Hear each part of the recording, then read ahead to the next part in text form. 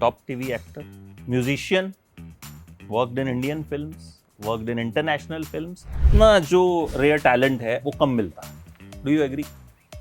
इसीलिए शायद रायता ज्यादा फैला है लाइफ में. एक ही सीरियल का नाम सुनाई देता था, अनुपमा, कि भाई ये एक सीरियल है, ये बहुत चलता है. मैंने उस कैरेक्टर को बहुत कुछ दिया. मैं बहुत एफर्टलेसली एफर्ट लगाता हूँ कि किसी को महसूस ना हो. And then I was exhausted.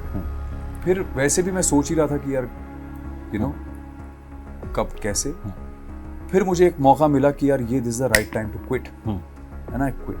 और मैं सोचता नहीं, बस सोच लिया तो शॉकिंग इसीलिए था कि मतलब ये तो नंबर 1 शो है, तो इतनी टीआरपी दे रहा है. ओ भाई साहब, इसके लीड एक्टर ने शो ही छोड़ दिया. लोगों को यही सबसे ज्यादा शॉकिंग लगता है कि यार नंबर 1 शो है, ऐसा शो कौन छोड़ता है, इसमें तो लोग आने के लिए मजबूर हैं. Quit while people are still desiring. दोबारा अप्रोच नहीं किया मेकर्स ने? नहीं, उनको पता था सुधांशु पांडे कैसा है. मैं फौज में जाऊँ, मुझे आर्मी ऑफिसर बनना था, मुझे जाना था बॉर्डर पे और अपने देश के लिए लड़ना था. शादी का भी फितूर था. शादी का फितूर? It was arranged. नहीं. लव मैरिज थी, बट वो भी तभी होती है ना जब आपके फितूर सवार हो. और तो जब मैं वहाँ गया तो जब भी मैं कुछ करूँ तो मुझे किशोर जी भी बड़ी तारीफ करें. वेरी गुड, बहुत अच्छा करते, वेरी गुड. तो वो इतना एग्जैजरेटेड उनका लगता था, तो मैं भी सोचता था कि साला कुछ तो अच्छा किया होगा यार. भगवान अगर आपको किसी रास्ते पे चला रहा है, मतलब उसने पहले वो आपके सही रास्ते पे ही उसने डाला है. तो पूर्णिमा आती है या टीचर्स डे आता है तो मैं हैप्पी टीचर्स डे लाइफ लिखता हूँ. Always life is the best. Life is the best. ऐसे में आदमी बैंड बनाता है, वो भी सब लौंडों का बैंड. लड़की के साथ बनाता तो वैसे भी बीवी मारती, इसलिए लौंडों के साथ ही बनाना पड़ा. अच्छा, एक और you work with Jackie chain also. वो कैसा एक्सपीरियंस था? मतलब आपने एक किस्सा कहीं पे सुनाया था, मैंने पढ़ा कि उन्होंने जूते साफ कर दिए थे आपके. अगर आप ऐसे सर ऊंचा करके चलते रहेंगे ना तो कभी भी ठोकर आपको लग सकती है. तो बचता वही आदमी है जो हम्बल होता है. मैंने क्वालिटी साउथ के स्टार्स में हमेशा बहुत. देखिए, बेसिक डिफरेंस देख लीजिए हमारी इंडस्ट्रीज में. क्यों वो लोग इतने सक्सेसफुल? यहाँ पे हम लोग नकली फिल्में बना के भेज रहे हैं ऑस्कर्स में, और बाद में उनकी पोल खुलती है कि भैया ये तो दूरदर्शन पे सीरियल रह चुका है. यहाँ पे अभी तक नकलबाजी बंद है, क्योंकि यहाँ पे सब लोग नकली हैं. 90% लोग नकली हैं और वहाँ पे 90% लोग असली हैं. That is the difference between our industries. अगर आप नीचे नहीं गिरेंगे तो आपको ऊपर उठने की वैल्यू समझ नहीं आएगी. I have been blessed with one thing, that God has always guided me. मेरा हाथ हमेशा पकड़ के रखा. Top model, top TV actor, musician, worked in Indian films, worked in international films. मतलब आप, मुझे लगता है रेयर एक जो ब्रीड होती है ना, रेयर कॉम्बिनेशन होता है ना जो लोगों का, क्योंकि अक्सर या तो कोई टीवी में एक्सेल कर जाता है फिर फिल्मों में आ जाता है, बट इतना जो रेयर टैलेंट है वो कम मिलता है. Do you agree? इसीलिए शायद रायता ज्यादा फैला है लाइफ में. रायता होता ही फैलने के लिए. मुझे लगता है रायता जिनके पास होता है, मतलब कि बहुत कुछ होता तभी फैलता है. नहीं तो फिर दही भी नहीं जमती. मुझे लगता है रायते में जिसमें ज्यादा इंग्रेडिएंट्स पड़े होते हैं ना, गाजर भी हो, थोड़ा सा खीरा भी हो और थोड़ा सा पुदीना भी हो, वो रायता ज्यादा टेस्टी बन जाता है. तो मुझे लगता है कि मेरे जीवन में जितने भी मैंने द्वार खोले हैं इस तरह से एक एक करके, कि पहले मॉडलिंग करी, फिर उसके बाद फिल्म्स करी, एक्टिंग शुरू की, फिल्म्स की, टेलीविज़न उस टाइम पे किया, और फिर म्यूज़िक में गए, फिर वापस फिल्म्स की. तो इस तरह से जो चीज़ें चलती आई हैं जीवन में, मुझे लगता है कि ये कोई प्लान्ड एक्टिविटी नहीं रही है. मुझे लगता है कि हम जैसे लोग, स्पेशली जो लोग छोटे से शहरों से आए, और मेरे लिए तो खैर, जैसे जब मैंने मॉडलिंग शुरू की तो मैं मॉडल बन गया है. ऐसा नहीं था कि मैंने कोई बहुत तैयारी की थी या कभी सोचा था. एक छोटी सी मिडिल क्लास फैमिली के बच्चे के दिमाग में क्या रहता है? कुछ नहीं रहता है एक्चुअली. और मेरे दिमाग में तो बिल्कुल ही कुछ नहीं था. मैं आर्मी स्कूल में पढ़ा था, तो एक ही चीज़ जो जीवन में सोची थी या तय की थी एक तरह से, वो ये थी कि मैं फौज में जाऊँ. मुझे आर्मी ऑफिसर बनना था, मुझे जाना था बॉर्डर पे और अपने देश के लिए लड़ना था. जो मतलब अक्सर जब हम फिल्में भी देखते हैं, जब हम 15-16 साल के होते हैं, हम देखते हैं सनी देओल लड़ रहा है, हम कहते हैं भाई मतलब करना तो यही है. तो वही था. नहीं तो मैंने तो इनफैक्ट मैंने तो अपने बचपन में वी शांताराम की फिल्में देखी हुई हैं। दो आंखें 12 हाथ, डॉक्टर कोटनिस की अमर कहानी जो 1962 वॉर पे थी, और बहुत सारी जो जो हमारी देशभक्ति वाली मनोज कुमार की फिल्में देखी, पूरा पश्चिम, जो देशभक्ति की थीम रहती थी उसमें, वो फिल्में मुझे बड़ी अच्छी लगती थी।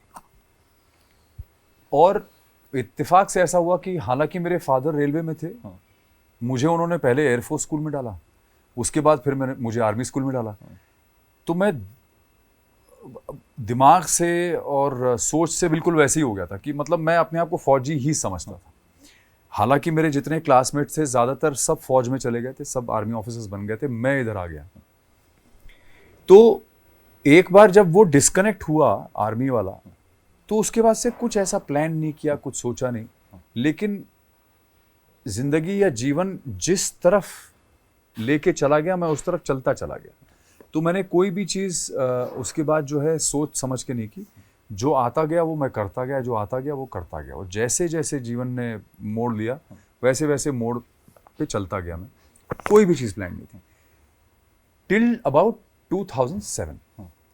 उसके बाद थोड़ी सी कहानी बदली for a very legitimate reason, और उसके बाद से जब थोड़ा फिर से मैंने अपने आप को संभाला है,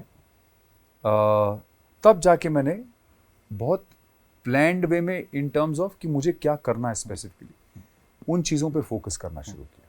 क्योंकि होता भी है कि क्योंकि मैंने 19 साल की उम्र में काम शुरू किया था, तो 19 साल क्या होती है, 18-19 साल एक ऐसी उम्र होती है जब बच्चे जो होते हैं वो खेलने कूदने वाले होते हैं, मतलब उनको चलो गली में क्रिकेट खेल लिया या कुछ इस तरह की चीज़ें दिमाग में। हमारे टाइम की बात कर रहा हूँ मैं, आज की बात नहीं। आज तो खैर आजकल तो खैर 6 साल के बच्चे भी बहुत आगे निकल चुके हैं। तो इस तरह से कुछ था कि मतलब 18-19 साल की उम्र में आ गए, और उसके बाद फिर जैसा भगवान की इच्छा हुई किया। इमेच्योरिटी में सब चीज़ें चलती रहीं एक टाइम तक। फिर जीवन बड़ी कमाल की चीज़ है, उससे बेटर टीचर कोई है नहीं। बिल्कुल। तो जब वो आपको सिखाता है, कोई नया चैप्टर आपके सामने खुलता है, और वो चैप्टर जब आप पढ़ना शुरू करते हैं, तो फिर आपको जो है समझ में आने लगता है कि जीवन का अर्थ क्या है। फिर आप जो है हर चीज़ फिर सोच समझ के एक अलग आपका नज़रिया बदल जाता है, पर्सपेक्टिव बदल जाता है, फिर आप उस हिसाब से काम करना शुरू करते हैं। तो स्टार्ट हुआ था नैनीताल में, एक अखबार में आपने ऐड देखा कि हाँ। Model required for a Bombay based correct magazine. हाँ। तो वो लेकिन मैगजीन दिल्ली की थी। जिसमें आपको 25,000 रुपए मिले थे। नहीं, मुझे वो मेरे पहले कैंपेन हाँ, पहले कैंपेन के वो शुरुआत कैसे हुई थी? आई वांट टू नो, क्योंकि उस वक्त 19 साल के सुधांशु, मतलब क्या था दिमाग में कि यार मॉडल क्यों बनना है? तो मैं जब मेरा एड रिलीज हुआ तब मैं 19 साल का हो गया था एक्चुअली। और वो एड एक्चुअली जब मैं पहली बार इनसे मिलने आया था सज्जन से दिल्ली में, जो मैगजीन वाले थे, तो उन्होंने मुझे देखा और बोले कि हाँ नहीं, पोर्टफोलियो बनाएंगे, you have a very lovely face. तो उन्होंने फोटो वोटो खींची और बोला कि जाके देखे आओ एड एजेंसीज में। उन्होंने बड़ी अच्छी तरह गाइड किया। तो वहाँ उस वक्त एजेंसीज लिमिटेड थी, लिंटास, HTA, ओगिल्वी एंड मैथर, ये सारी एजेंसीज थी जो टॉप की एजेंसीज थी, और ये लोग बड़े बड़े एड्स बनाते थे। और एड्स भी उस टाइम पे बड़े क्लासिक होते थे, सारे एड्स बड़े याद रहते थे, हम सारे याद रहते थे। मतलब एड्स का म्यूजिक, अगर एड का म्यूजिक बज जाए 2 सेकंड तो हम आइडेंटिफाई कर लेते थे कि कौन सा एड है। एब्सोल्युटली। तो वो एक जमाना ही अलग था। तो मुझे उन्होंने भेजा, और उसके बाद मैं फिर वापस नैनीताल चला गया। फिर कुछ दिनों में, करीब मेरे ख्याल से 20 दिन के अंदर ही इनका फ़ोन आया मुझे। जो साहब थे वो, उन्होंने बोला कि अरे साले कॉन्ग्रेचुलेशन, तुझे शूटिंग्स के ऐड के लिए सेलेक्ट कर लिया है लिंटास ने। मैंने कहा अरे बाप रे, तो क्या करना है? बोला अरे जल्दी आ दिल्ली, मीटिंग करनी है तेरे को। तो मैं भागता हुआ गया दिल्ली, और उन्होंने बोला कि लिंटास जाना है तुझे, वहाँ तेरी मीटिंग है। तो लिंटास में गया, और वहाँ पे उन्होंने जो है सामने बैठ के, जो एजेंसी के जो क्रिएटिव हेड थे वहाँ पे, तो उन्होंने मुझे बोला कि Sudhanshu, we have selected you for Bhilwara shootings, will be a 3-year contract. हमारा बजट कोई बहुत ख़ास नहीं है, सो इफ़ यू अग्री तो हम लोग करेंगे। तो बोले वील बी एबल टू पे यू ओनली 25,000। 25,000। और ये है 1994 की बात, ठीक है। जब उन्होंने 25,000 रुपए बोला तो पहले तो मैं फ्रीज हो गया, क्योंकि इतनी बड़ी रकम, देखिए आप, हम सरकारी घरों में रहते हैं, आपके पास नौकर चाकर है, घर है, आगे लॉन है, फूल उग रहे हैं, उसमें एक माली काम कर रहा है, पीछे सब्जियां उग रही हैं, काम करने वाले एक आदमी गाय पे लगा हुआ है, गाय संभाल रहा है, वो सब कुछ है। लेकिन पैसा वो हमारी स्कीम में नहीं होता है। तो मेरे पिताजी की सैलरी इतनी नहीं थी जितना उसने अमाउंट बोला, तो मैं फ्रीज कर गया। तो मैंने पहले तो थूक निकला, मैंने कहा भाई ये क्या बोल गया ये आदमी। सही भी बोल रहा है, इस गलत चीज तो को नहीं मैं सुन लिया। कैसे, इस चीज को मैं कैसे पहले, क्योंकि मुझे समझाया गया था, उन्होंने, आमिर राजपाल जो साहब थे जिन्होंने मुझे भेजा, उन्होंने समझाया हुआ था कि भाई जो भी तेरे को बजट बोले तो बोलना it is okay, this is my first campaign so I am okay with it. तो मैं उस चीज को प्रोसेस कर रहा था पहले कि मैं गिर ना पड़ूं उसके पैरों पे कि भाई साहब क्या कह दिया आपने ये। तो मैंने कहा उस चीज को पहले कंट्रोल कर लूं, अपना जो है संयम का पूरा इस्तेमाल करते हुए। मैंने उनसे कहा कि it is absolutely fine, it's my first campaign, very lucky, so I would like to do it, no problem. ये कह के वहाँ से जो है कहानी शुरू हुई। मुझे 3 साल का कॉन्ट्रैक्ट, 3 या 2 साल का कॉन्ट्रैक्ट था, वो साइन किया। और 19 साल की उम्र में मेरा पहला एड जो था भीलवाड़ा सूट से, जो प्रिंट एड आया था, वो टाइम मैगजीन का सेंटर स्प्रेड में आया था। तो वो दुनिया भर में हल्ला मच गया था उससे, इंडिया में भी और बाहर भी। और मेरा जो पहला कमर्शियल था वो जो फोटो शूट हुआ था वो अशोक सेलियन साहब ने किया था, लद्दाख में। लेजेंडरी फोटोग्राफर थे, he was like a godfather to me, you know. और जो पहला एड शूट हुआ था वो था श्याम रमन्ना, क्रेस्ट कम्युनिकेशन एक हुआ करता था, श्याम रमन्ना जो साइंटिस्ट राजा रमन्ना के बेटे थे। और Shyam Ramanna was the pioneer of CG in our country. आपको अगर वो ऐड याद होगा, शायद आप छोटे होंगे तब और ज़्यादा, बट वो एक बाइक चीते की शेप में आ जाती है ना, तो वो Very famous है ना, बहुत पॉपुलर ऐड था। तो वो ऐड जो था वो श्याम रमन्ना ने बनाया था। तो श्याम रमन्ना उस वक्त उनको उनके क्षेत्र में भगवान माना जाता था कि भाई सीजी का जन्मदाता है हमारे देश में।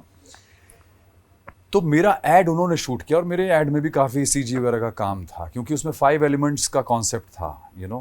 तो वो भी बहुत पॉपुलर हो गया। फिर वहाँ से मेरी जर्नी शुरू हुई। मेरा पहला फैशन शो मैंने रोहित बाल के साथ किया, who mentored me as a designer.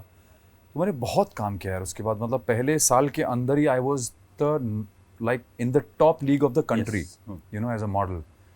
The best shows I was doing with the best designers and top models. तो वो मेरी जर्नी वैसे शुरू हुई। तो मुझे तो पता ही नहीं था कि क्या हो रहा है मेरे साथ जीवन में, ये कि मुझे हुआ क्या है, मैं कैसे यहाँ पहुँच गया हूँ, किन लोगों के बीच में हूँ।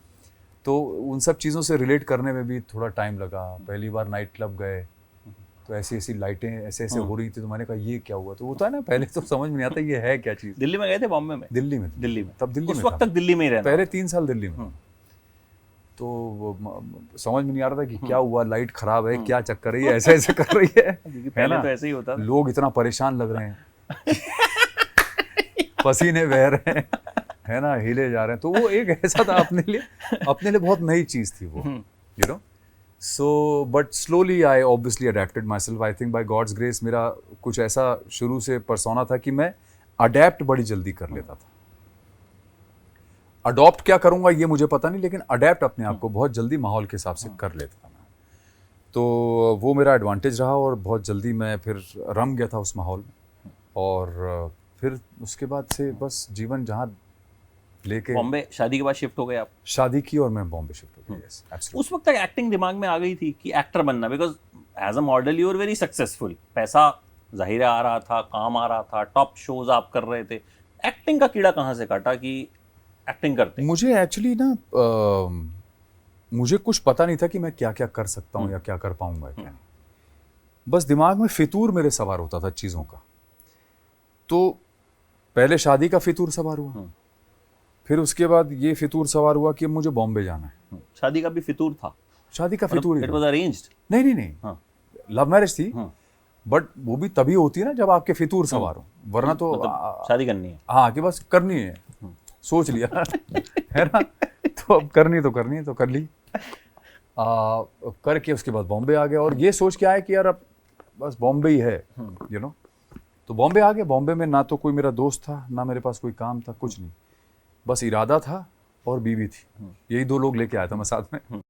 तो इरादा यहाँ था, बीवी साथ में थी। और यहाँ पे आके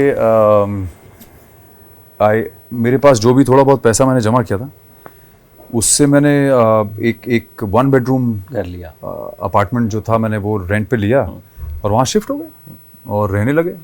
और यहाँ पे फिर मैं अशोक सेलिन से मिला, कुछ जो मेरे एक आध पहचान थी उनसे मिला और फिर काम शुरू करने की कोशिश की। कोऑर्डिनेटर से मिला, एजेंसी से मिला, धीरे धीरे करके काम करना शुरू किया। तो फिर यहाँ धीरे धीरे करके वो उसमें भी पिकअप शुरू हुआ। फिर कुछ लोगों ने अप्रोच करना शुरू कर दिया, फिर मैंने एक्टिंग शुरू की और करते करते आई थिंक बाय 1997 में मैं यहाँ पे आया था। 99 में I was shooting for my first film खिलाड़ी 400 भी। तो आपने ट्रेनिंग ली कोई एक्टिंग की या जस्ट यू लर्नड? मैंने actually I have learned only on the job. Okay. But मैंने एज अ फॉर्मेलिटी, क्योंकि मुझे बोला गया यार ये है जगह जहाँ पे एक्टिंग क्लासेस दी जाती, किशोर नमित कपूर का एक इंस्टीट्यूट हुआ करता था, तो मैं वहाँ गया। मैंने मेरे ख्याल से कितना, आई डोंट रिमेम्बर कि 1.5 महीने का था या 3 महीने का था या 6 महीने का था, बिफोर द फिल्म। तो मैंने वो किया बीच में। और तो जब मैं वहाँ गया तो जब भी मैं कुछ करूँ तो मुझे किशोर जी भी बड़ी तारीफ करें, वेरी गुड, बहुत अच्छा करते हो, वेरी गुड। तो वो इतना एग्जैजरेटेड उनका लगता था, तो मैं भी सोचता था कि साला कुछ तो अच्छा किया होगा यार इतना आदमी जो है, इतना बड़ा आदमी तारीफ कर रहा है। अच्छा, मेरे बैच में मेरे साथ जो स्टूडेंट्स थे, मैं था, करीना कपूर थी, उदय चोपड़ा था, हम लोग भी आपस में एक्सरसाइज करते थे और 2-4 लोग थे, तो करते थे, बढ़िया करते थे। तो मतलब अपने हिसाब से ठीक है, वो तारीफ बड़ी ज़्यादा हो जाती तो मुझे लगता था कि यार भाई सही जगह पे आए है ना, तो काम सही चल रहा है, मतलब कुछ गड़बड़ नहीं है मामला ज़्यादा। तो फिर वहाँ से अपना ये सब शुरू हुआ। और मेरे ख्याल से क्योंकि बिना तो भगवान की परमिशन के कुछ होता नहीं है लाइफ में, तो भगवान अगर आपको किसी रास्ते पे चला रहा है, मतलब उसने पहले वो आपके सही रास्ते पे ही उसने डाला है। अब उस रास्ते पे चलना, कैसे चलना है, वो हमारे ऊपर है, क्योंकि वो हमारा कर्म है। अगर मैं अपना कर्म सही से कर रहा हूँ तो फिर वो रास्ते में आपको आगे तक ले जाएगा, नहीं तो कहीं ना कहीं ठोकर खा के गिरेगा इंसान। तो ऐसा नहीं कि मैंने ठोकरें नहीं खाई हैं, मैंने भी गलतियाँ की हैं, मैं गिरा हूँ, but I have been blessed with one thing, that God has always guided me. मेरा हाथ हमेशा पकड़ के रखा है। तो मुझे ऐसा लगता है कि जीवन में जितने भी अप्स एंड डाउन्स हुए हैं मेरे, और जितनी भी बार मैंने ठोकर खाई है, या शारीरिक जो तकलीफ़ें आई, मानसिक तकलीफ़ें आई, फाइनेंशियल तकलीफ़ें आई, या जो भी चीज़ें आमतौर पे जीवन में इंसान की आती जाती रहती, मुझे लगता है कि वो तब होता है जब भगवान ने आपको चूज़ किया हो कि बेटा तुम्हें ये सब भोगना पड़ेगा अगर तुम्हें कुछ बनना है लाइफ में। तो मुझे ऐसा लगता है कि मुझे बड़े करेक्ट टाइम पे करेक्ट चीज़ों के साथ मुझे पड़ी है संटियाँ, और हर बार जब ऐसी चीज़ें हुई हैं मेरे साथ और मैं उनसे उबर के निकला हूँ, तो मैं उससे बहुत कुछ सीख के निकला हूँ। और मुझे लगता है कि मेरे जीवन ने मुझे इतने अच्छे लेसन्स दिए हैं कि मैं पता नहीं कितने साल हो गए अब, तो जब भी गुरु पूर्णिमा आती है या टीचर्स डे आता है तो मैं हैप्पी टीचर्स डे लाइफ लिखता हूँ। Always, life is the best teacher, there is nobody else that can teach you anything. Everybody else can only pass on information to you, not really lessons, you know. तो मेरा ये मानना है कि मुझे life ने बहुत कुछ सिखाया, बड़ी अच्छी तरह से सिखाया, और मेरा भगवान मेरे साथ है, बस और कुछ नहीं चाहिए। तो फिल्म स्टार्ट हो गई, then how TV happened? Because एक वो दौर आया था जब सब लोग टीवी कर रहे थे, बच्चन साहब टीवी कर रहे थे, सलमान खान टीवी कर रहे थे, शाहरुख खान टीवी कर रहे थे, बट जब तक टीवी किया तब तक आई थिंक टीवी पर मुझे जो याद है, अगर मैं एक पहले वो दौर था जब वो क्योंकि सास भी कभी बहू थी और वो सब बड़ा फेमस होता था, हम टीवी देखते थे। उसके बाद हम भूल गए कि टीवी पे कौन सा सीरियल चल रहा है, ठीक है। एक ही सीरियल का नाम सुनाई देता था, अनुपमा। देखा मैंने आज तक नहीं, बट मुझे पूरा पता होता था रील्स के थ्रू, खबरों के थ्रू, कि भाई ये एक सीरियल है, ये बहुत चलता है। मतलब जब देखो आप टीवी पे कोई अगर वो शो देख रहे होगे जहां पे भी जो सास बहू टाइप का, आपको वो दिख जाएगा। उस वक्त हाउ यू डिसाइडेड कि टीवी करते हैं? तब एक्चुअली वो ज़माना ऐसा था जब टेलीविज़न बड़ा इवॉल्व था और टेलीविज़न पे बड़ा अच्छा काम होता था, और शायद यही वजह थी कि actors like me were also doing television. मतलब हम ऐसा नहीं था कि टेलीविज़न से अगर मुझे कोई ऑफर आ रहा तो मुझे सोचना पड़ता था, हमेशा अच्छा ही आता था जो भी आता। बहुत सारे ऐसे डायरेक्टर्स जिन्होंने बाद में फिल्म्स बनाई, चाहे वो ग्लेन अंकुश हों या इम्तियाज़ अली हों या अनुराग कश्यप हों या अनुराग बसु हों, ये सब पहले टेलीविज़न के डायरेक्टर्स रह चुके हैं। अनुभव सिन्हा, ये सब टीवी डायरेक्ट करते थे पहले, और बड़े बड़े शोज इन्होंने किए। एक्टर्स में मैं हो गया, या माधवन हो गया, या सुपरस्टार शाहरुख खान साहब हो गए, फौजी, स्काई हॉक्स। हाँ। तो इतने सारे लोगों ने टेलीविज़न पहले किया उस वक्त, क्योंकि उस टाइम पे टेलीविज़न बड़ी अच्छी चीज़ मानी जाती थी, और टेलीविज़न में बड़ा गजब का काम होता था, कहानियाँ कही जाती थी उसमें, यू नो।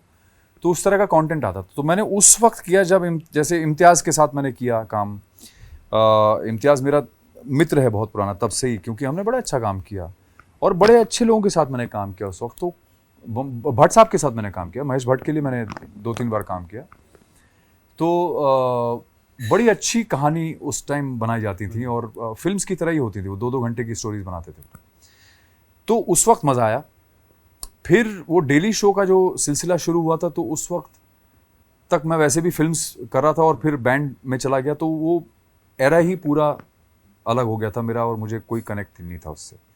फिर ये भी सुनते थे कि यार डेली शो में 30-30 दिन काम होता है, और 24 में से 25 घंटे काम होता है, तो मतलब लोग हॉस्पिटल जा रहे हैं, कोई बीमार पड़ रहा है, कोई मर रहा है, कोई बिल्कुल लटका हुआ है। तो ऐसी हालत सुन सुन के लगता था कि यार ये कैसे काम हो रहा है, क्या हो रहा है ये। तो आई think it took me a long time, a very very long time, to come to terms with the fact that this is a market that is real and that is there to stay. But by that time I was already doing a lot of work, और मैंने बहुत काम किया till COVID happened. Covid के time पे मैंने अपनी 2 या 3 OTT सीरीज ख़त्म ही की थी जो आने वाली थी, और फिर कोविड शुरू हो गया, और उस वक्त मुझे अनुपमा का ऑफ़र आया। जो अनुपमा का जो प्रोड्यूसर है वो पुराना जानकार है मेरा, तो वो मेरे पास लेके आया था शो, और उससे मैं कुछ महीने पहले मिला था एक अवार्ड शो पे। मैंने बोला था कि यार मुझे लगता है अब मैं टेलीविज़न के लिए रेडी हूँ, कुछ है तो बता, क्योंकि मेरा पुराना जो था वो जानकार था। तो मैंने उसको बोला कि यार it will be good to work together, you know, if I want to do something, तो अपने लोगों के साथ काम करना अच्छा रहेगा। तो वैसे ही हुआ। राजन जो है वो मेरे ख्याल से 2019 नवंबर में मैंने बात की थी उससे, ये वाली बात कही थी, और जनवरी में उसका फ़ोन आ गया while I was still shooting for my OTT series in Kathmandu, and he called, और उसने बोला कि ऐसा ऐसा है, तो वो स्टार भारत के लिए है, बट स्टार प्लस के लिए मैं कोशिश कर रहा हूँ, and I want you to play the hero in that show, और वो पहला ऐसा हीरो होगा जो ग्रे शेड होगा जिसका। तो it's a very interesting thing, I can't see anybody else apart from you who can play that, तो I can only see you. तो मुझे बड़ा अच्छा लगा सुन के, मैंने कहा यार ये तो बड़ी गजब की बात कर दी, तो कुछ अच्छा ही होगा। और and Rajan has been a sensible maker, ऐसा नहीं है कि नहीं, उसने अच्छा काम किया हुआ है। तो वहाँ से बातचीत अपनी शुरू हुई, और मैंने फिर उसके बाद अपने एस्ट्रोलॉजर्स से 10 बार कंफर्म किया कि भैया ऐसा है, टेलीविज़न का आया है, मुझे थोड़ी घबराहट है, लेकिन क्या करना चाहिए। तो उन्होंने बोला नहीं आप कीजिए, ये अच्छा रहेगा, और वही हुआ। क्योंकि कोविड के टाइम पे जब सारी इंडस्ट्रीज़ बंद हो चुकी थी, सारे धंधे बंद थे, television was the only industry working, और ये शो दुनिया जानती है कि वो कल्ट शो बन गया, बहुत ज़्यादा पॉपुलर हो गया, पॉपुलर से भी ऊपर चला गया वो। तो इतनी बड़ी कल्ट वो एक चीज़ बन गई, एंटिटी बन गई, कि आई think it was a blessing in disguise. And 2 साल तो शुरू में कोविड के उसमें निकल गए, फिर 2 साल और कर लिया, 4 years I gave to that show, and now I'm back again. अच्छा, जब टीवी में मुझे याद है 2-3 ऐसी घटनाएं हुई जिन्होंने बहुत हेडलाइंस बनाई नेशनल मीडिया में। एक जब क्योंकि सास भी कभी बहू में मिहिर की डेथ हुई, भाई लोग एकदम पगला गए कि क्यों हुआ, ये हुआ। When you left also it was like कि यार सुधांशु ने अनुपमा छोड़ दिया। वरना अब मैंने एक चीज़ लाइफ में सीखी, मुझे मेरे एक बॉस ने सिखाई थी कि leave when you are on top. और ऑस्ट्रेलिया के जो क्रिकेटर्स हैं ना, आप हमेशा देखिएगा, मतलब पीक पे छोड़ते हैं। वो पीक पे छोड़ते हैं, कभी भी वो हमारे वालों को धक्के मार के निकालना पड़ता है कि भाई हो गया, ठीक है, but they leave on peak. वो लास्ट मैच में सेंचुरी मारेगा और फिर वो अनाउंस करेगा कि आई एम रेडी। तो ऐसा कुछ दिमाग में था, क्योंकि एज एन एक्टर आपने बहुत कुछ किया पीछे, बैंड ऑफ बॉयज पे हम अभी आएंगे, फिल्में की, बहुत कुछ किया, तो आपको लगा कि हो गया यार, मतलब साल हो गए, मतलब दिस वाज द सेटिस्फेक्शन कि अब ठीक है, अब आगे बढ़ता हूँ, कहीं इसी ब्रैकेट में फंस जाऊंगा? क्या थॉट प्रोसेस क्या था? तो देखिए, मेरे दिमाग में ये बात तो चली रही थी, क्योंकि एज एन एक्टर मैंने उस कैरेक्टर को बहुत कुछ दिया था। मैंने और क्या है, मैं बहुत एफर्टलेसली एफर्ट लगाता हूँ कि किसी को महसूस ना हो। तो लोग बहुत ज़्यादा इन्जॉय करते थे उसको, बहुत मज़े आते थे, कुछ लोग नफ़रत करते थे, कुछ लोग बहुत इन्जॉय करते थे, कुछ लोग को बड़ी हंसी आती थी मेरी चीज़ों पे। तो it was very engaging, but nobody could actually figure out कि ये इतना एंगेजिंग क्यों है। That was my job as an actor. So I try to, I was so involved mentally in it that I tried to create an edge to the character, with the character, for almost every scene. मैं हर scene में जिसमें मेरी lines नहीं भी होती थी, उसमें भी कुछ ऐसी चीज़ें मैं करता था, चाहे वो मेरी आंखों से हो या कुछ भी ऐसी चीज़ें हों, जो इंसान की नज़र जाएगी कि यार ये क्या कर रहा है, या इसके दिमाग में क्या चल रहा है, कुछ सोच रहा है, ये कुछ करने वाला है। So there was an unpredictability that I created in that character, and this certain amount of insanity was there in the character. वो मैं जानबूझ के क्रिएट करके रखता था ताकि लोगों का इंटरेस्ट ना मरे। तो एज एन एक्टर मैंने उसमें कोशिश की जितनी जान डाल सकती।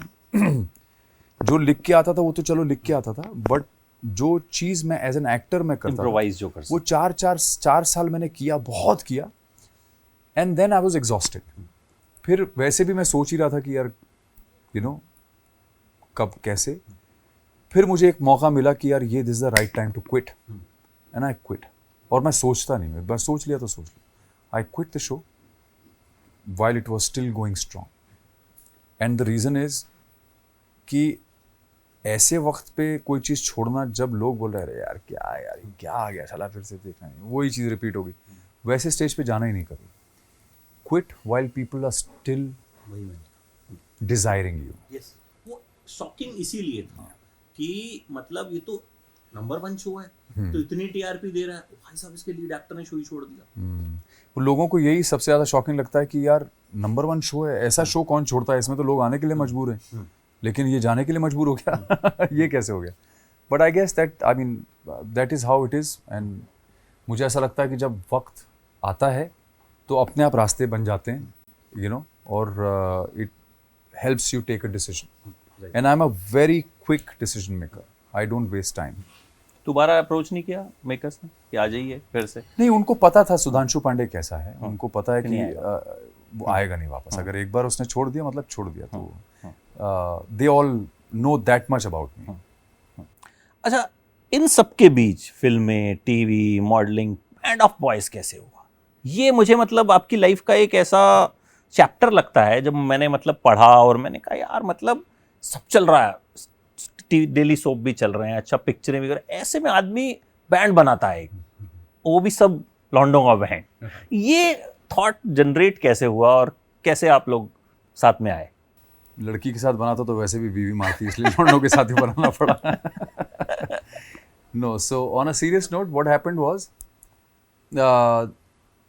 मेरा एक मित्र है जो बैंड में ही है, करण ओबरॉय। तो करण मेरा पड़ोसी था, तो हम लोग ऐसे ही जनरली गुनगुनाते रहते। वो सिंगर बनने आया था वो लाइफ में, वो भी एक्टर बन गया, मॉडल एक्टर। और हम लोग क्योंकि पड़ोसी थे तो हम लोग का ऐसे गाना वाना कभी कभार ऐसे चलता रहता था।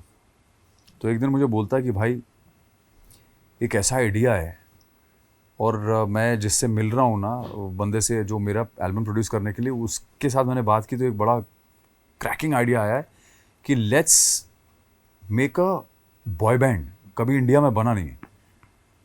तो मैंने उसको ये आइडिया सजेस्ट किया, उसको बड़ा अच्छा लगा। तो उसने बोला कि get me 5 good looking boys and who can sing. तो बोला तू चलेगा, करेगा? मैंने कहा पागल हो गया। मैंने कहा साला मैं गाता थोड़ी हूँ। बोला अरे तू गाता है, तू टेंशन मत ले, मुझे पता है तू गाता है, बहुत अच्छा गाता है फेथ नहीं, मिल ले जाके। तो मैं मिल लिया जाके। मिले तो बातें इंटरेस्टिंग हुई, तो लगा कि यार कॉन्सेप्ट तो बहुत ही बढ़िया है। तो हम घुस गए उसमें। अच्छा, उसमें एक छोटा सा उन्होंने ऑडिशन भी किया था। ऑडिशन मतलब ऑडिशन नहीं किया, देखने के लिए कि सबकी आवाज़ें कैसी हैं, कौन कितने पानी में है या नहीं। तो उसमें सामने किसको बिठा दिया? हरी हरन और लेस्ली लुइस को। मैंने कहा यार थोड़ा तुमको लाना भी था, थोड़ा हल्का टेस्ट ले लेते, थोड़ा हल्का कर लेते, थोड़ा इतना बड़ा। तो सबको एक एक करके गवाया। मैंने कुछ सुक्खी पाजी की कोई लाइन गा दी थी। तो जैसे ही मैंने गाना शुरू किया, हरी भाई बोले आजा तू, आजा आजा। तो फिर वहाँ से जो है ये जर्नी शुरू हुई। और किस साल में हुई थी? सॉरी, मतलब मैं हम लोग ने शुरुआत एक्चुअली कर दी थी 2000 के सेकेंड हाफ में। 2000 के से मतलब 2005 के आसपास? नहीं, 2000 के सेकेंड हाफ। अच्छा, ओके। The year 2000। ओके। 2001 हम लोग ने पूरी तरह से प्रिपेयर किया और 2002 में हम लोग लॉन्च हो गए। मतलब जब आप फिल्म्स कर रहे थे, हाँ, तभी साथ साथ ये सब चल रहा साथ ही आती। लेकिन उस वक्त मैंने because I was under contract, मैंने बहुत सारे काम उस टाइम पर छोड़े क्योंकि आई वॉज अंडर कॉन्ट्रैक्ट। तो मैंने कई फिल्म्स छोड़ी उस वक्त, ऐसा नहीं, बहुत सारा सैक्रिफाइस किया। और तब जाके वो बैंड वो बन पाया जो बन पाया। अब भी कुछ लॉन्च करने वाले हैं, कोई गाना लॉन्च करने वाले हैं, कुछ बता रहे? If you want to, if you can share. नहीं, of course I can share. In fact हम लोगों को, बहुत कम लोगों को पता है, ज़्यादा पॉपुलर नहीं हो पाया। हमने एक एल्बम ऑलरेडी बनाया है जो हमने रिलीज़ भी किया है, बट उसके गाने बहुत ज़्यादा पॉपुलर नहीं हुए।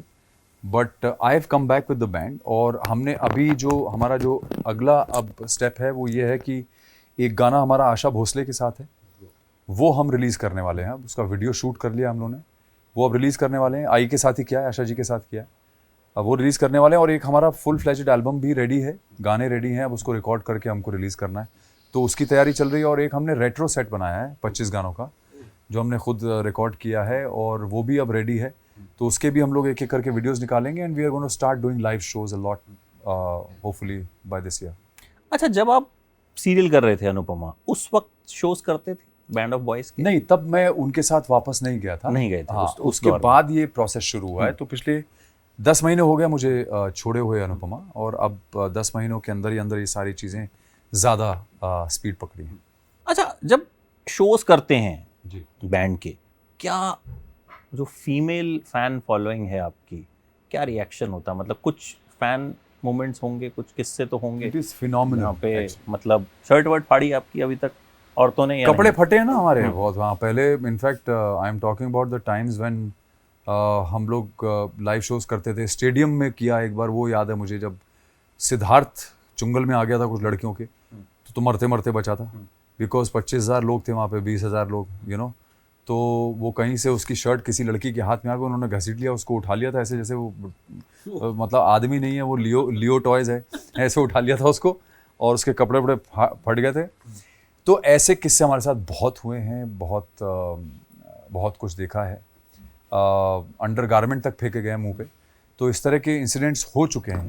तो मैड फैन मोमेंट्स हो चुके हैं हमारे साथ। कभी ऐसा हुआ वाइफ के साथ हैं और कोई मिल गई और मतलब उसने पकड़ लिया अच्छे से? ऐसा मतलब बहुत ज़्यादा ज़ोर से नहीं पकड़ा, लेकिन पकड़ने वाले बहुत मिल चुके हैं while the wife has been around। तो बहुत मुझे लगता है बहुत ज़्यादा ऐसा कुछ ख़तरनाक नहीं हुआ कि my wife had to go or would have to go and punch the person। ऐसा इतना बुरा नहीं हुआ।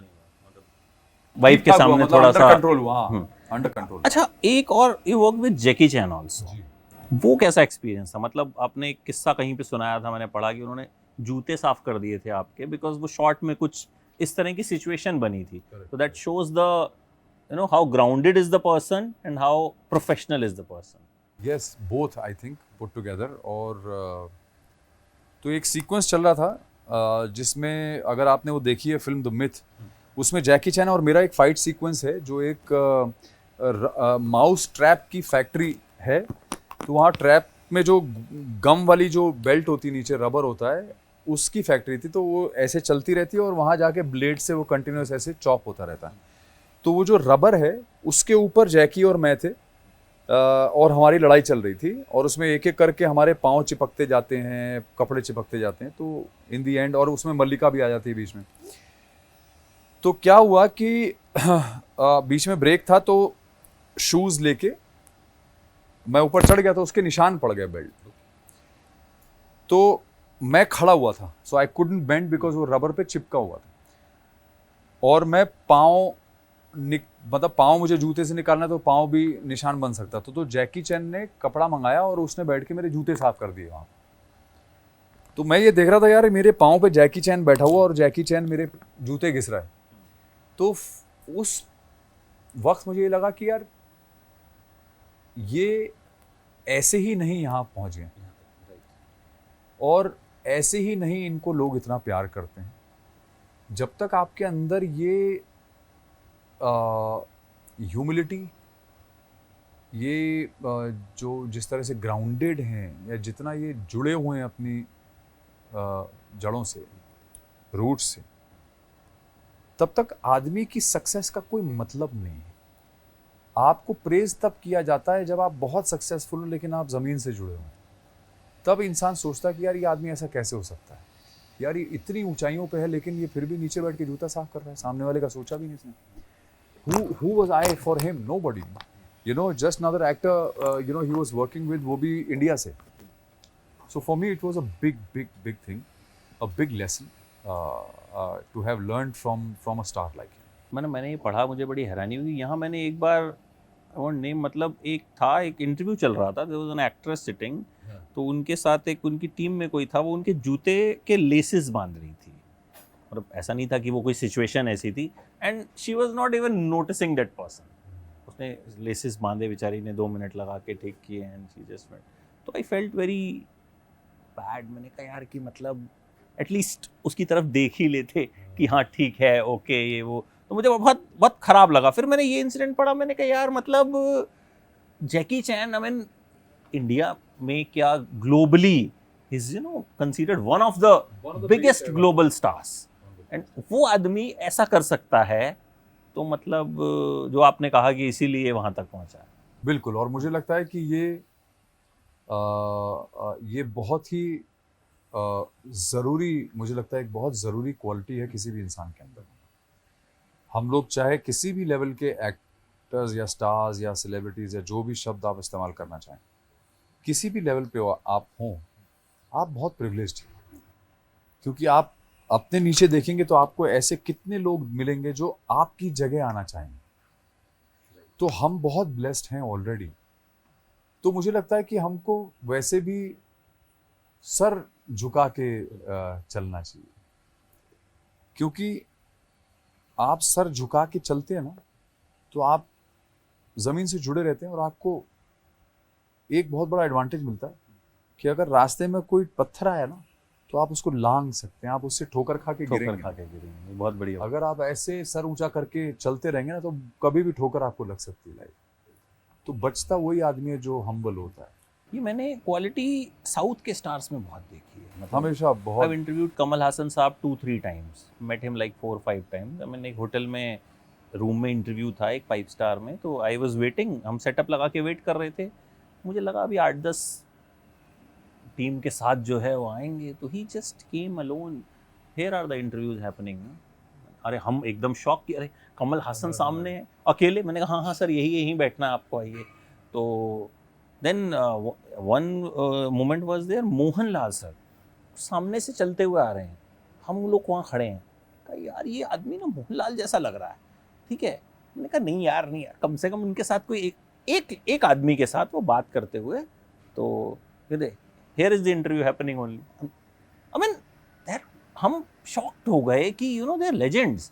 वो ऐसे सिंपल तरीके से आए हैं, कोई लाव लश्कर नहीं, कोई कुछ नहीं, आके simply they just set down. आप देखिए, बेसिक डिफरेंस देख लीजिए हमारी इंडस्ट्रीज में। क्यों वो लोग इतने सक्सेसफुल, क्यों उन लोगों का कंटेंट इतना कमाल का है कि आज पूरी दुनिया देख रही है, क्यों वो लोग ऑस्कर्स तक जा रहे हैं। यहाँ पे हम लोग नकली फिल्में बना के भेज रहे हैं ऑस्कर्स में, और बाद में उनकी पोल खुलती है कि भैया ये तो दूरदर्शन पे सीरियल रह चुका है, ठीक है ना। उन लोग का ओरिजिनल कंटेंट है, वो लोग जा रहे हैं वहां तक और लेजिटिमेटली जा रहे हैं, वो लोग क्रिएट कर रहे हैं कंटेंट। यहाँ पे अभी तक नकलबाजी बंद है, क्योंकि यहाँ पे सब लोग नकली हैं, 90% लोग नकली हैं और वहां पे 90% लोग असली हैं। That is the difference between our industries, which is why today even people from here are dying to work with those people, trying to collaborate with them because they are working, right? It's up to them whether they want to choose to work with the people here or not. Yes. The industries are beautiful, there is no doubt. It's the people and their behavior that changes your perspective about industries. वहां पे आप देखिए रजनीकांत जैसे, जो रजनीकांत से ऊपर तो कोई नहीं है स्टारडम में, है ना। उनके साथ मैंने उनके साथ फिल्म की रोबो 2.0। मैं ये सबको किस्सा बताता हूँ कि वो इतना हम्बल आदमी है कि आप उनके, वो चेयर पे बैठे, अगर आप उनके पास चले गए तो वो खड़े होकर बात करेंगे, वो बैठेंगे ही नहीं, वो बैठेंगे ही नहीं। अगर आपने चेयर ली उनके साथ बैठे तब वो बैठेंगे, वरना नहीं बैठेंगे, ठीक है ना। तो जब आदमी इस लेवल पे होके भी इस लेवल पे रहता है ना, तो वहां सिर्फ मैजिक ही होगा, ये आप मान के चलिए, वहां सिर्फ मैजिक होगा। हमारे यहाँ की तरह नहीं, यहाँ पे सिर्फ इंसान ईगोस फीड कर रहा है, और 90% ऐसा ही होता है एक्चुअली। बहुत ईगोस फीड हो रही है यहाँ पे, सब एक दूसरे की ईगो फीड करते रहते हैं, और इसलिए क्या होता है कि आप सच्चाई से इतना परे हो जाते हैं कि आप ना तो life, you are living a lie most of the time, you are not true to yourself, you can't be true to your content, right? So that is the biggest problem. अच्छा, आपका जिस तरह का करियर रहा, जैसे मैंने एक शुरू में एक इंट्रोडक्शन किया, आपने कहा रायता बहुत फैला जी। आपको कभी किसी पॉइंट पे रिग्रेट हुआ कि यार ये डिसीजन मैं ना लेता तो अच्छा होता, या कुछ और बेटर होता? कभी किसी पॉइंट पे लगा कि ये नहीं करना चाहिए था? देखिए, मैंने ना जिंदगी में एक उसूल बना के रखा हुआ है कि आज इतने साल काम करने के बाद जो भी मेरी गुडविल बनी, जो मान सम्मान मुझे मिलता है सब जगह, वो इसलिए मिलता है क्योंकि मैं जैसा हूं वैसा, और मैं जैसा हूं वैसा इसलिए हूं क्योंकि मेरे जीवन के एक्सपीरियंसेस ने मुझे वो बनाया है जैसा मैं हूं। तो जो कुछ भी मेरे जीवन में हुआ, या जो एक्सपीरियंसेस हुए, या जो मैंने डिसीजंस लिए, चाहे वो गलत रहे हो या सही रहे, वो सारे डिसीजंस की वजह से आज मैं वैसा हूं जैसा। तो मैं कोई भी चीज कभी रिग्रेट नहीं करता हूं, क्योंकि मुझे ऐसा लगता है कि अगर वो नहीं हुई होती तो शायद मैं ऐसा नहीं हुआ। इसलिए मैं तो कहता हूं, जो मैंने गलत डिसीजन लिए लाइफ में, ज्यादा लिए होंगे, लेकिन वो ज्यादा लिए इसीलिए आज मैं ये बन पाया हूं जो मैं बन पाया हूं। गलती करना बहुत ज़रूरी है, क्योंकि जब तक आप गलती नहीं करेंगे तब तक आपको समझ में नहीं आएगा, क्योंकि सब कुछ आप सही करते रहेंगे तो आपको समझ में नहीं आएगा कि आप क्या कर रहे हैं। पर्सपेक्टिव मिलने के लिए, चीज़ों को गहराई से समझने के लिए आपको नीचे गिरना भी ज़रूरी है, क्योंकि अगर आप नीचे नहीं गिरेंगे तो आपको ऊपर उठने की वैल्यू समझ में नहीं आएगी। ऊपर आदमी तब देखता है या उठता है जब वो नीचे गिरा हो। इसलिए मैं कोई भी अपना डिसीजन रिग्रेट नहीं करता हूँ, कोई ऐसी चीज़ रिग्रेट नहीं करता हूँ जो मेरे जीवन में। रिसेंटली ट्रेटर्स भी किया आपने, वो कैसा एक्सपीरियंस? वो आपकी, मुझे लगता है कि आपकी पर्सनैलिटी के हिसाब से सबसे different kind of a show. बिल्कुल, हाँ, तो वो किस तरीके से आप राजी हुए उसको करने के लिए? मैं पहले तो नहीं, बिल्कुल भी, जैसे ही मुझे ऑफर आया था तो मैंने पहले ही बोल दिया था कि भाई अगर ये किसी भी तरह से सिमिलर है, जो दूसरा रियलिटी शो है बहुत पॉपुलर वाला, अगर उस तरह का है तो मैं नहीं करूँगा, पहले ही ना है मेरी। तो उन्होंने मुझे बताया कि नहीं ऐसा नहीं है, ये अलग तरह का शो होने वाला है, अवार्ड विनिंग फॉर्मेट है, बहुत सी कंट्रीज़ में नंबर 1 है, और हम उसमें अलग अलग तरह के लोग, अलग अलग वॉक्स ऑफ लाइफ से लोग आएंगे। तो ऐसा मुझे बताया गया। It's a pretty decent mix of people, ऐसा नहीं है, बहुत अच्छे अच्छे लोग हैं। आशीष भाई हैं उसमें, आशीष विद्यार्थी हैं, महीप कपूर है, राज कुंद्रा है, मुकेश छाबड़ा है, हर्ष गुजराल है, एक एस्ट्रोलॉजर हैं दुबई की, जानवी गौड़, नमिता भी हैं कोई उसमें, निकिता निकिता लूथर जो पोकर प्लेयर है। Poker player. तो बड़ा अच्छा मिक्स है लोगों का। पर मुझे लगता है कि 2-3 उसमें जो नोटोरियस लोग वो लोग लेके आए हैं, वो भी शायद इसलिए लेके आए हैं कि उनको लगता है कि ज़्यादा सिर्फ शरीफ लोगों को रखा तो ये लोग तो आपस में बात करके निकल जाएंगे, शो खत्म हो जाएगा, तो तो लड़ेगा कौन स्पाइस छौंका डालने के लिए उन्होंने थोड़े से उस तरह के लोगों को भी लेके आए हैं जो छौंका लगा सकें उसमें। तो ये it has been shot completely, सब इसका हो चुका, अब धीरे धीरे इसको सिर्फ एयर किया जा रहा है। अभी एयर कर रहे हैं, हाँ अभी एयर कर रहे हैं धीरे धीरे। और लार्जली तो कंप्लीट हो चुका है बस।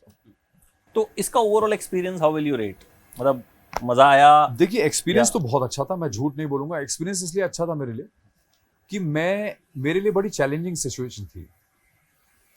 जैसा मैंने कहा कि कुछ नोटोरियस लोगों को भी लेके आए, वो लोग जो जिनकी फितरत में नोटोरिटी है या हल्ला करना, झगड़ा करना, गाली गलौज करना वो है, तो उनके लिए गाली देना या कुछ भी ऐसा करना वो बड़ा कूल उनके लिए वो एक्ट होता है। और हमारे लिए गाली देने का मतलब है या तो हम बहुत ही क्लोज ग्रुप ऑफ फ्रेंड्स में बैठे हो तो हंसी ठट्ठा कर लिया, थोड़ा गाली गलौज कर लिया, वो एक क्योंकि एक क्लोज एनवायरनमेंट में बैठे, या फिर मुझे बहुत गुस्सा आया किसी के ऊपर और मेरा मन कर रहा है कि यार मैं इसको लाफा मारूं, तो उससे पहले 2-4 गाली निकल गई, तो वो एक ये हम लोग सर्कमस्टेंशियल करते हैं। बट ये वो ब्रीड है जो गाली देना कूल समझते हैं, उनको लगता है कि माँ बहन की गाली देना is like the in thing today, and that's how they get their followers. तो इस तरह के माहौल में रह पाना, अपने संयम को बरकरार रखना और उस सिचुएशन से या सर्कमस्टेंसेस जो हो रहे हैं वहां पे उनसे डील करते रहना ठीक ठाक, ये मेरे लिए बहुत बड़ा चैलेंज था। तो मैं देखना चाह रहा था कि मैं कितनी अच्छी तरह से हैंडल कर लेता हूँ ये सब चीज़ें। हालांकि I know my self very well, तो मेरी बाउंड्रीज कुछ ऐसी रहती हैं। जैसे मैं अभी किसी को बता ही रहा था कि एक मेरा मित्र ही है, like a younger brother to me, actor है वो भी, उसने बोला कि सर आपकी जो बाउंड्री है वो 1 किलोमीटर दूर से दिख जाती है, तो कोई वैसे भी लांघने की हिम्मत नहीं करेगा। तो आई think that is how I am, and इसीलिए शायद मैं बड़े आराम से रह गया, क्योंकि किसी ने वो बाउंड्री लांघी नहीं मेरे साथ, और शायद नहीं लांघने की हिम्मत की। थोड़ा बहुत ऊपर नीचे होता है, बट वो आप अपने आप को कंडक्ट इस तरह से करते हैं कि यार सब चीज़ें निकलती चली जाए। अच्छा, अभी एक आपने बताया कि बैंड ऑफ बॉयज़ के आगे कुछ प्लान्स हैं जो रिवील, और कुछ आपने बताया भी, इसके अलावा किसी और चीज़ पे अभी काम चल रहा हो विच यू कैन? नहीं, अभी इसके अलावा ट्रेटर्स तो चल ही रहा है, बैंड ऑफ बॉयज़ के एल्बम आने वाले हैं। इसके अलावा मैंने अभी प्रोजेक्ट कोई और साइन नहीं किया है, क्योंकि मैं बहुत एम्बिशियस हो गया हूँ अभी, क्योंकि मुझे ऐसा लगता है कि यार अब 4 साल मैंने टेलीविजन में दिए और वो कैरेक्टर इतना ज़्यादा पॉपुलर है, इतना आइकॉनिक बन गया है वो, कि अब मुझे कुछ बहुत तगड़ा करना पड़ेगा to take away from that and create something new.